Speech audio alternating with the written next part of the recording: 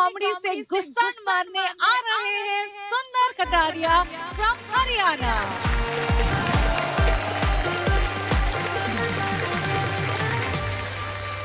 Archie madam नमस्कार। नमस्ते। Shekhu sir प्रणाम। प्रणाम।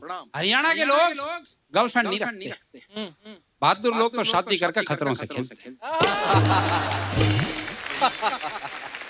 और शादीशुदा हूँ फिर भी हर दिन खुशी से गुजार लेता हूँ। अगली एक बार गुस्से में देखे 2-3 थप्पड़ 4-5 बेलन खुद ही खुद को मार लेता हूँ। और शेखू सर वो अब भी टीवी पे देख रही होगी और मैं अब भी कॉन्फिडेंस में खड़ा हूँ। सुरेंद्र भाई आप क्या सोच रहे हो? मैं मोटा हो रखा हूँ, ये आपका वहम है, मैं तो सूजा पड़ा हूँ। अच्छा हमारे यहाँ लड़कियों की बहुत कमी है। कुछ लोग तो सरपंच जी इतने घोर कुंवारे हैं कि वो सारी जिंदगी भी ताश खेलते रहे ना तो उनके बेगम नहीं आती। शेखू सर हालात तो ये हो रखे हैं कि अगर कोई गौशाला का चंदा मांगने भी आए ना तो उनके जाने के बाद पड़ोसी बाहर निकल कर पूछते हैं लड़की वाले थे क्या? अच्छा जितनी लड़कियां बची हैं उसमें से 40% तो रेसलर हैं। कर लो शादी। 40% बॉक्सर हैं, 10% खूबसूरत इतनी है कि उनके लायक हम नहीं है। लॉजिक। और सुरेंद्र भाई जो 10% बची वो भूखमरी की शिकार है। ऐसा नहीं है कि उनके घर में खाना नहीं, फिगर मेंटेन करने के चक्कर में उनको खाना नहीं। तो मैं तो यूं कहता हूँ कि घी तेरे से हजम नहीं होता, दूध दही तू पी नहीं सकती, प्यार तेरे से खा करूंगा, ब्याह तक भी तू जी नहीं सकती।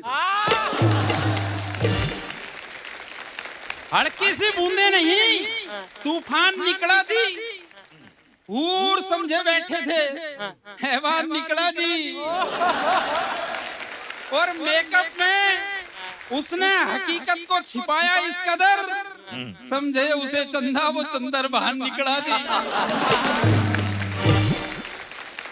और शेखू सर ऐसे ही चंदरभान की बात बताता हूँ, सुनिएगा कि शरीर का कड़का एक पतला सा लड़का, कानों में बाड़ी, हाथ में कड़े, बाल भी जरूरत से ज्यादा बड़े, आईब्रो बनवा कर, लिपस्टिक लगाकर, फैशन में घुटकर इतना बड़ा हो गया कि जैसे ही मेट्रो में चढ़ा एक भाई लेडी सीट छोड़कर खड़ा हो गया। अच्छा शेखर जी हो सकता है वो लड़का बुरा मान गया। अच्छा हमारे हरियाणा में सरपंच साहब कितनी गजब बेइज्जती हो ले। अच्छा हम बुरा नहीं मानी। वो एक बंदे की अपनी घरवाली से लड़ाई होगी, बंदा घर से निकल गया, कई दिन आया ही नहीं, तो लड़के ने अपनी माँ से कहा, बोले माँ ये पिताजी ने कहीं और शादी तो नहीं कर ली? माँ ने एक रपटा मारा, बोले बदतमीज तू ऐसा सोच भी कैसे सकता है?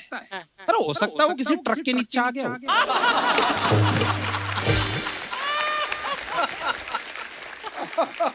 वो मुझे याद आ रहा है जब हम छोटे थे ना, एक सच्ची बात बता रहा हूं।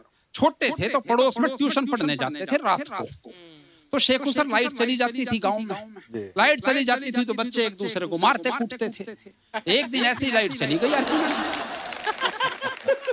लाइट आई, एक बोला मास्टर जी ने मेरी कमीज फाड़ दी, एक बोला मास्टर जी ने मेरा जोड़ा फाड़ दिया, एक बोला मास्टर जी ने मेरा थप्पड़ मारा। मास्टर बोला अरे बदतमीजो चुप हो जाओ, अरे ये बताओ मेरी धोती कौन खींच लेगा? और हम तो शेखू सर अगर बेइज्जती करते तो माफी भी मांग लेंगे। वो एक बैंक अधिकारी ने अपने क्लर्क को कहा, बोला अरे बलबीर जी हमारे बहुत पुराने ग्राहक हैं और तना उनके साथ बदतमीजी करी, और मेरे सामने फोन करके माफी मांगी। उसने फोन मिला दिया, हेलो बलबीर जी बोल रहे हो? बोले हाँ बोल रहे हूँ। कौन बोल रहे हैं?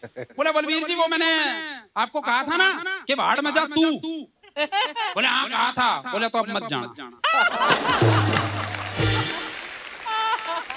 और शेखू सर हम बिल्कुल भी खाली नहीं बैठते, हम कुछ ना कुछ जरूर करते रहते हैं। रोहित भाई जैसे भूत के साथ बैठ कर बीड़ी पीना, या उनसे कुश्ती लड़ी होगी। हमारे गांव में लोगों पे भूत सवार नहीं होते, बल्कि भूतों पे लोग सवार होते हैं।